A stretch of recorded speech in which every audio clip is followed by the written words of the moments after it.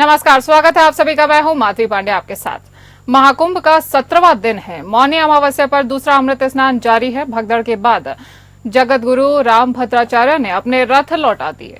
साधु संत छोटे छोटे ग्रुप में अपने इष्ट देव के साथ सांकेतिक रूप से संगम स्नान कर रहे हैं। जूना अखाड़ा के नागा साधुओं ने तलवारें लहराई हैं, जयकारे लगाते हुए संगम घाट पहुंचे हैं। रास्ते में आरएएफ और पुलिस के जवान तैनात किए गए हैं। इन तस्वीरों में आप महाकुंभ की झलकियां देख सकते हैं।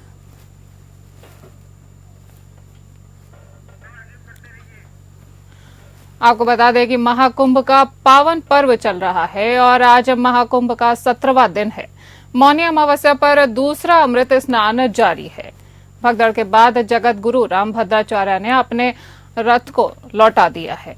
साधु संत छोटे छोटे ग्रुप में अपने इष्ट देव के साथ सांकेतिक रूप से संगम स्नान कर रहे हैं। जूना अखाड़ा के नागा साधुओं ने तलवारें भी लहराई, जयकारे लगाते हुए संगम घाट पहुंचे हैं और रास्ते में आरएएफ और पुलिस के जवान भी तैनात किए गए हैं। इन तस्वीरों में आप महाकुंभ की झलकियां देख सकते हैं। जूना अखाड़ा के साधु संत भी इसमें सम्मिलित हैं और आज 17वां दिन है महाकुंभ का। मौनी अमावस्या पर दूसरा अमृत स्नान आज जारी है। महाकुंभ में भगदड़ मची है और भगदड़ के बाद जगत गुरु रामभद्राचार्य ने अपने रथ लौटा दिए हैं। आपको बता दें कि साधु संत छोटे छोटे समूहों में अपने इष्ट देव के साथ सांकेतिक रूप से संगम स्नान कर रहे हैं और जूना अखाड़ा के नागा साधुओं ने तलवारें भी लहराई हैं। जयकारा लगाते हुए जूना अखाड़ा के नागा साधु संगम घाट पहुंचे हैं और रास्ते में आरएएफ और पुलिस के जवान बल भी तैनात किए गए हैं सुरक्षा की नजर से। इन तस्वीरों में आप महाकुंभ की भव्य और दिव्य झलकियां देख सकते हैं, जिनमें साधु संत बढ़ चढ़कर भाग ले रहे हैं। आज 17वां दिन है महाकुंभ का और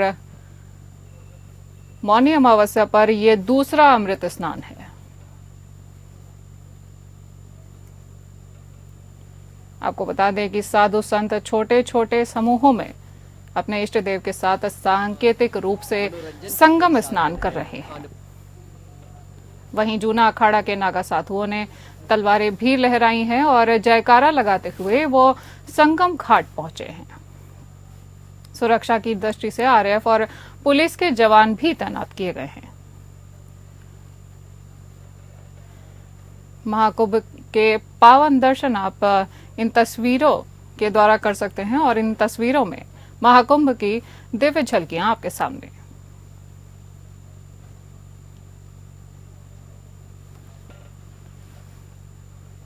आपको बता दें कि मौनी अमावस्या पर भक्तों की बढ़ती हुई तादाद का अंदाजा लगाया जा रहा था और देखा भी जा रहा है कि किस तरह से भक्त बढ़ चढ़कर स्नान के लिए महाकुंभ में भाग ले रहे हैं।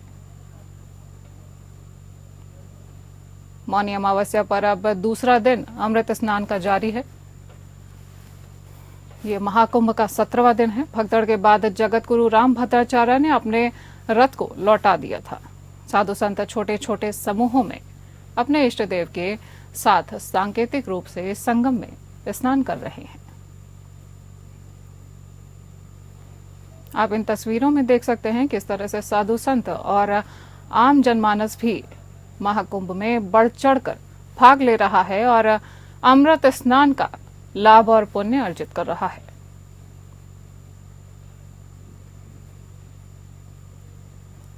जूना अखाड़े के नागा साधुओं ने भी तलवारें लहराई हैं और जयकारे लगाते हुए वे संगम घाट पर पहुंचे हैं।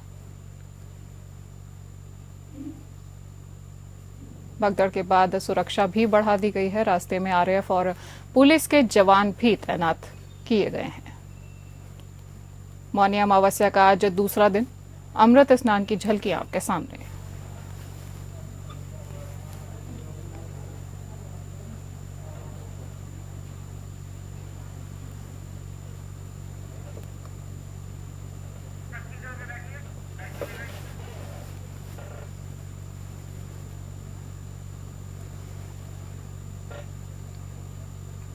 आज मौनी अमावस्या का दूसरा दिन और महाकुंभ की पवित्र झलकियां आपके सामने। मौनी अमावस्या का आज दूसरा दिन है और अमृत स्नान करने के लिए दूर दूर से देश विदेशों से भक्तगण वहां पर आ रहे हैं।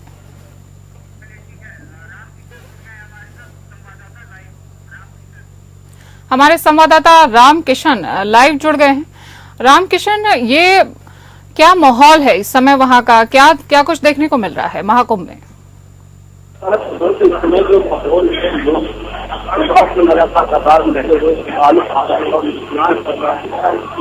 जो लोग आज के दिन पहले आज से रवाना हो चुके हैं,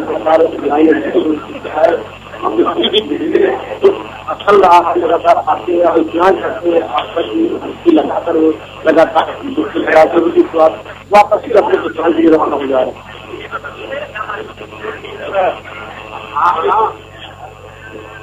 सुरक्षा के और ज्यादा पुख्ता इंतजाम किए गए हैं क्या? भगदड़ के बाद में पुलिस और ज्यादा अलर्ट हो गई है? जहाँ बात किया जाए सुरक्षा धमकर के बाद लगातार सुरक्षा बढ़ा दी गई है। हर जगह पर बैरिकेडिंग जो लगी थी, बैरिकेडिंग जो बंद की बैरिकेडिंग खोल दी गई है। सुरक्षा बड़ी निगरानी चल रही है। किसी प्रकार से भालू की बड़ा नाव जिसको लेकर लगातार जारी रखती है। किसी की सरकारी कार्ड कोई गलत अफवाह न हो जाए, इसलिए लेकिन सुरक्षा बड़ी काम की है। आप हमारे साथ बने रहिए, हम आपसे आगे भी जानकारी लेते रहेंगे। आपको बता दें कि मौनी अमावस्या का आज दूसरा दिन है और इस अवसर पर अमृत स्नान जारी है। भगदड़ के बाद जगत गुरु रामभद्राचार्य ने अपने रथ लौटा दिए हैं और साधु संत छोटे छोटे समूहों में अपने इष्ट देव के साथ सांकेतिक रूप से संगम स्नान कर रहे हैं। जूना अखाड़ा के नागा साधुओं ने तलवारें लहराई हैं। जयकारा लगाते हुए नागा साधु संगम घाट पर पहुंचे हैं। इन तस्वीरों में आप देख सकते हैं किस तरह अखाड़ा के साधु संगम घाट पर जा रहे हैं। सुरक्षा की दृष्टि से रास्ते में आरएएफ और पुलिस के जवान भी तैनात किए गए हैं। हमारे संवाददाता रामकिशन जुड़ गए हैं लाइव और हम एक बार उनका दोबारा रुख करते हैं। रामकिशन जी, किस तरह का माहौल है? बहुत पवित्र पर्व है ये और मौनी अमावस्या पर अब ये अमृत स्नान है, क्या कुछ उत्साह देखने को मिल रहा है भक्तों में? मैं बता दें कि यहाँ के संगम की जो नजारा है इस समय बहुत अच्छे लोग श्रद्धालु आके संगम स्नान करते हैं, पवित्र अपनी आस्था की डुबकी लगाते हैं। लगातार डुबकी लगा सुबह से ही रात से ही लगातार श्रद्धालु डुबकी लगाकर प्रस्थान के लिए रवाना हो रहे हैं। अभी लाइन जिस तरह लाइन जो देखने को मिल रहा है कि यहाँ के बराबर और वो सही साबित हो रहा है। लगातार श्रद्धालु अपने स्नान करने के बाद अपने प्रस्थान के लिए रवाना हो रहे हैं। जी, तमाम जानकारी के लिए धन्यवाद रामकिशन जी। प्रयागराज महाकुंभ में मौनी अमावस्या की वजह से मेला क्षेत्र श्रद्धालुओं से खचाखच भरा हुआ है। लोगों का संगम पहुंचना लगातार जारी है। इस बीच देर रात भगदड़ की खबर आई। इस भगदड़ में कई लोग घायल हो चुके हैं। घायलों को अस्पताल में भर्ती कराया गया है। शासन प्रशासन स्थिति को नियंत्रण में कर चुका है। हादसे के बाद सीएम योगी कुंभ पर नजर बनाए हुए रखे हैं। वो लगातार अधिकारियों के साथ बैठक कर हालात पर अपडेट ले रहे हैं। हादसे के बाद सीएम योगी का पहला बयान सामने आया है। उन्होंने लोगों से अपील की है कि अफवाहों पर ध्यान न दें, लोग संयम बनाए रखें। प्रशासन लगातार नजर बनाए हुए है। मुख्यमंत्री योगी आदित्यनाथ ने श्रद्धालुओं से अपील की है कि जो जिस घाट के पास है वहीं स्नान करें, संगम नोज की ओर जाने का प्रयास न करें। कल भी 5.5 करोड़ श्रद्धालु जनों ने महाकुंभ का स्नान किया था। ये जो भारी दबाव श्रद्धालु जनों के कारण और श्रद्धालुओं के संगम नोच पर जाने के कारण वहां पर एक बना हुआ है, लेकिन पूरा प्रशासन मौके पे वहां मौजूद है। रात्रि को 1 से 2 बजे के बीच में अखाड़ा मार्ग पर जहां पे अखाड़ों के अमृत स्नान के दृश्य से बैरिकेड्स भी किए गए थे, तो बैरिकेड्स को फांद करके आने में कुछ श्रद्धालु गंभीर रूप से घायल हुए हैं। उन्हें तत्काल हॉस्पिटल में पहुंचा करके उपचार आदि की व्यवस्था उनके लिए की गई है। उनमें से कुछ श्रद्धालु गंभीर रूप से घायल हैं। लगातार प्रशासन स्थानीय स्तर पर श्रद्धालुओं की सकुशल स्नान कराने के दृष्टि से रात्रि को कल सायंकाल 6:30-7 बजे से ही मौनी अमावस्या का मुहूर्त प्रारंभ होने के बाद से ही लगातार लगा हुआ है। प्रयागराज में महाकुंभ में श्रद्धालु जनों के सकुशल स्नान करने, अमृत स्नान के लिए देश भर से आए हुए श्रद्धालु जनों की व्यवस्था के लिए, उनके कुशल क्षेम के लिए आदरणीय प्रधानमंत्री जी का प्रातःकाल से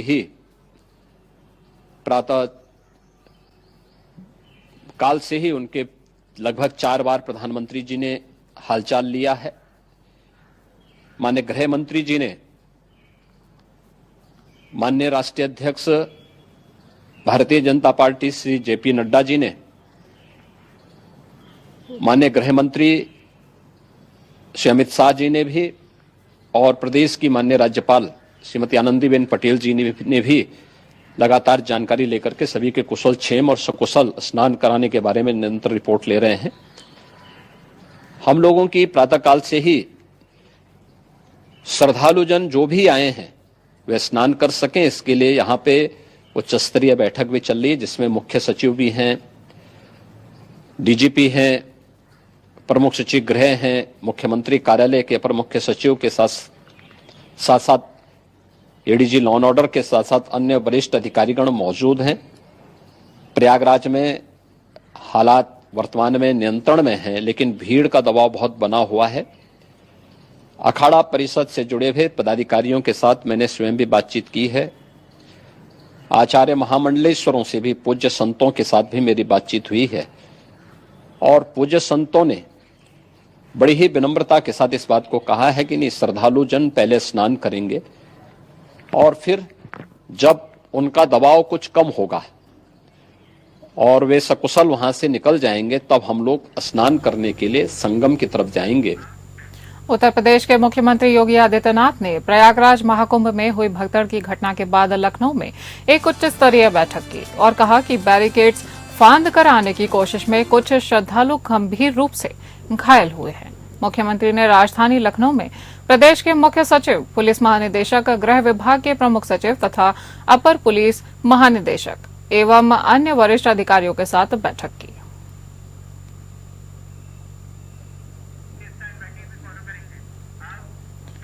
प्रयागराज महाकुंभ में भगदड़ की घटना के बाद महोबा जिला प्रशासन भी अलर्ट हो चुका है। एक तरफ जहां एसपी पलाश बंसल ने जनपद के सभी बॉर्डर पर बैरिकेडिंग के निर्देश देकर महाकुंभ जाने वाले वाहनों को अगले 2 दिनों के लिए रोक दिया है, तो वहीं महोबा जनपद से प्रयागराज जाने वाले श्रद्धालुओं को रोक दिया गया है और उनके ठहरने और खाने की व्यवस्था भी की गई है।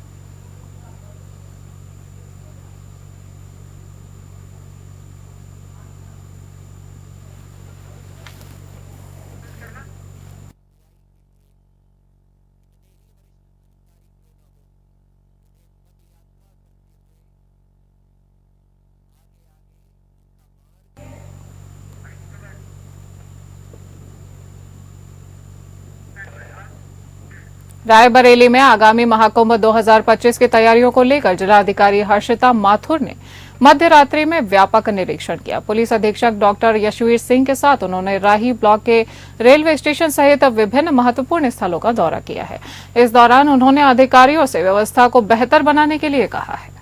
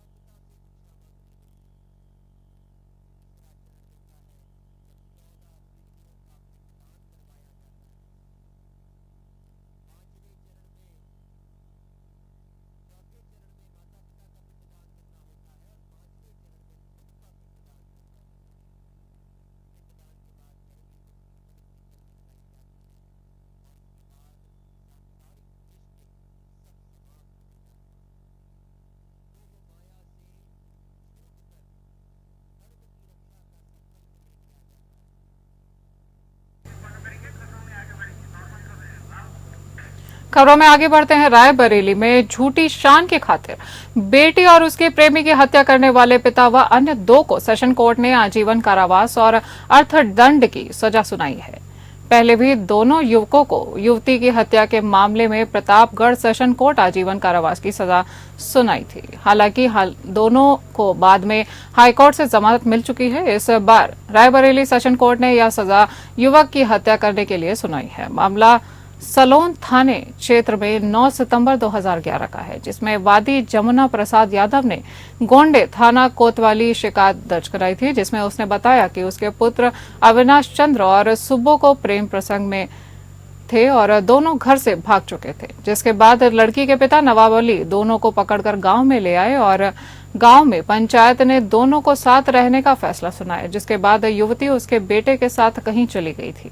फिर उसे फोन आया कि उसके बेटे का शव सलोन थाना क्षेत्र में पड़ा हुआ है। उसने मौके पर जाकर शिनाख्त की। उसने पुलिस को बताया कि उसके बेटे की हत्या नवाब अली व उसके अन्य साथियों ने की है। हत्या के इस मामले में पुलिस ने मुकदमा पंजीकृत कर लिया था। आज मेरे न्यायालय से एफटीसी फर्स्ट से श्री विद्याभूषण पांडे जी ने नवाब अली उर्फ नब्बू आदि में जो थाना सलवन का मामला था उसमें आजीवन कारावास और 60-60 हजार रुपए का अर्थदंड की सजा सुनाई। ये इसमें जो ऑनर किलिंग का मामला था, इसमें नब्बू की जो पुत्री थी उसका वादी मुकदमा के लड़के के साथ प्रेम प्रसंग था, जो आपस में एक साथ रहना चाहते थे, जिसमें दोनों की हत्या कर दी गई थी।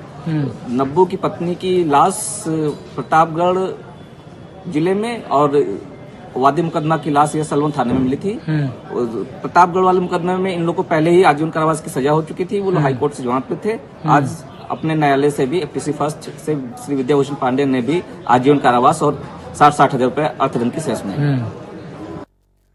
अमरोहा के थाना नौगावा सादात क्षेत्र के गांव बीलना में दबंगों ने अपनी दबंगई दिखाते हुए एक गरीब युवक को बेरहमी से पीटा।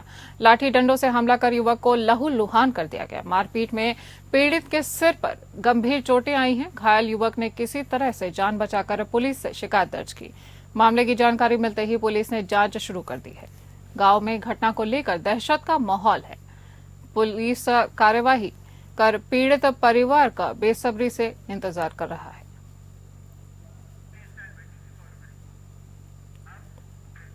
मिर्जापुर जिला अधिकारी प्रियंका निरंजन ने आज प्रातःकाल अपने अधिकारियों के साथ विंध्याचल से प्रयागराज जाने वाले मार्गों पर बनाए गए पार्किंग स्थलों का निरीक्षण किया। इस दौरान उन्होंने अपर जिलाधिकारी ने शिव प्रताप शुक्ल एवं संबंधित अधिकारियों के साथ इन पार्किंग स्थलों की सुविधाओं का अवलोकन किया। जिलाधिकारी ने संबंधित अधिकारियों को निर्देश दिया है कि जिन जिन स्थलों पर पार्किंग बनाई गई है उन सभी स्थलों पर खान पान की दुकानों की व्यवस्था सुनिश्चित की जाए, ताकि आने वाले श्रद्धालुओं को किसी प्रकार की कोई समस्या न हो। उन्होंने अधिकारियों को श्रद्धालुओं की सुविधाओं को प्राथमिकता देते हुए व्यवस्थाएं बेहतर करने के लिए आवश्यक कदम उठाने के निर्देश दिए हैं। इसके साथ ही जिलाधिकारी प्रियंका निरंजन ने श्रद्धालुओं से अपील की है कि वे एक दूसरे का सहयोग करें और शासन प्रशासन का भी समर्थन करें, ताकि सभी श्रद्धालु बिना किसी कठिनाई के सुगमता से दर्शन कर सके और सुरक्षित रूप से अपने घरों को लौट सके। पूर्णिमाशा का दिन है और काफी रस है रोड पे, तो क्या कहना चाहेंगे हम, किस तरीके से लोगों को आवागमन? देखिए, महाकुंभ 2025 प्रयागराज में को लेकर यहाँ पर बड़ी संख्या में श्रद्धालुओं का आवागमन हो रहा है और चूंकि मौनी अमावस्या का विशेष पर्व है तो बड़ी संख्या में श्रद्धालु आ रहे हैं। तो हम लोगों ने श्रद्धालुओं को यहाँ माँ विंध्यवासिनी के दर्शन और विभिन्न होल्डिंग एरियाज में रुकने की व्यवस्था की हुई है। सभी श्रद्धालुओं से अनुरोध है कि चूंकि वहाँ पर प्रयागराज में बड़ी संख्या में श्रद्धालु ऑलरेडी पहुंच चुके हैं तो लोग विंध्या। इस बुलेटिन में इतना ही। नमस्कार।